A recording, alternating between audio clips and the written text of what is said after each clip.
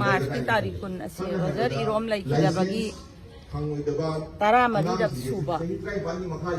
date anniversary ni rozer irom lai tabasida lai kitre angang adubu aina ngasi mayam da message pijaning badi Manipur da hore iba youth oiba adagi jati gi yumbi oiga dorba mayam se akhoi emo nahar drug na oiro adagi no sumaina no mai sindu da oiro suk yamna si be se hatok pi be se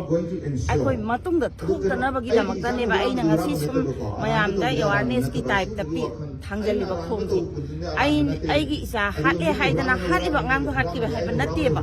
maji phatti to o hai ba de ba Angang jati gi yumbi war kadaba kaya sigo sumaina nongmai mafam rang khangdana maram yaudana nongmai na katana hatok pa hai bese ai ya ning de hai dana mama amagi kholau lau bani ba ina si tawi bese aduga madumang na aina yaman khumgi hai bana te ba yengo mai akhoi mai tai se yam na chumi sing yam jada ba kano amani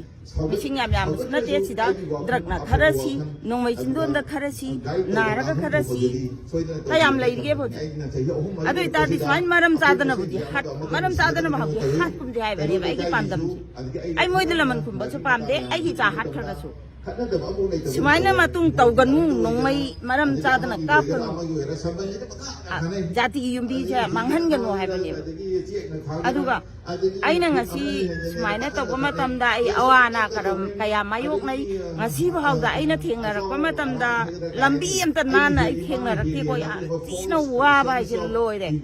aina mayam da utli ba chi ti nagi 1% tani